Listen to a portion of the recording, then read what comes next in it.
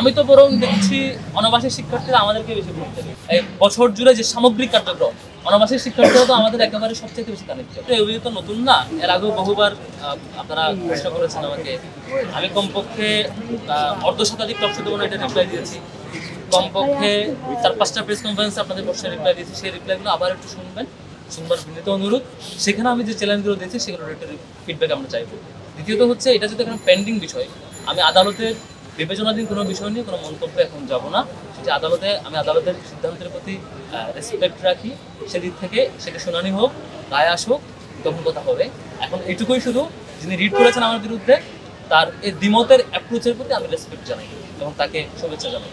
আমরা এই ধরনের দ্বিমতকে আমরা রেসপেক্ট জানাতে অভ্যস্ত।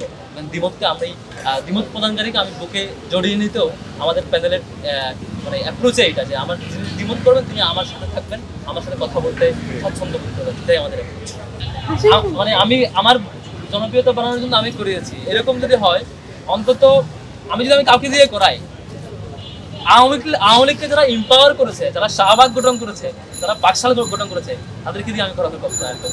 যারা আওয়ামী লীগকে এম্পাওয়ার করে আওয়ামী লীগকে ফ্যাসিবাদ বানাইছে, 13 সাল থেকে 18 সাল পর্যন্ত আওয়ামী লীগকে একটা শক্তিশালী ভয়াবহ রূপে নিয়ে গেছে, তাদের সাথে আমাদের কখনোই অন্তত মানে দ্বিমত থাকবে, মানে পারস্পরিক মানে আপনি যেটা বলছেন মিলেমিশে করা। আমি তো বরং দেখছি অনাবাসিক শিক্ষার্থীরা আমাদেরকে বেশি গুরুত্ব দেয়। কারণ অনাবাসিক শিক্ষার্থীদের সাথে আমাদের যে যোগাযোগ, দীর্ঘ বছর জুড়ে যে সামগ্রিক কার্যক্রম, অনাবাসিক শিক্ষার্থীরা তো আমাদের একেবারে সবচেয়ে বেশি কানেক্টেড। তো এটাতে যদি তারা না আসে, এটা আমাদেরই তো ক্ষতি হওয়ার কথা।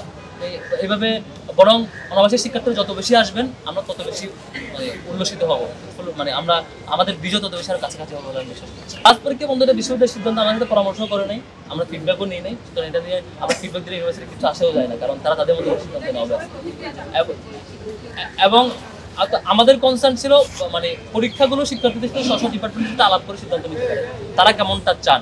কিন্তু ক্লাস বন্ধ করার আমি কোনো যৌক্তিক কারণ দেখছি না আর কি। ক্লাসগুলো স্বাভাবিক শিথিল মাত্রায় ক্লাস হওয়াটা দরকার ছিল, কারণ ইউনিভার্সিটির সারাদিন ক্লাস থাকা একটা ইস্যু, একেবারে ক্লাস না করে দেওয়ার একটা ইস্যু, একটা সার্টেন টাইম ক্লাস থাকাটা স্বাভাবিক ছিল এবং দরকার ছিল বলে মনে করছি।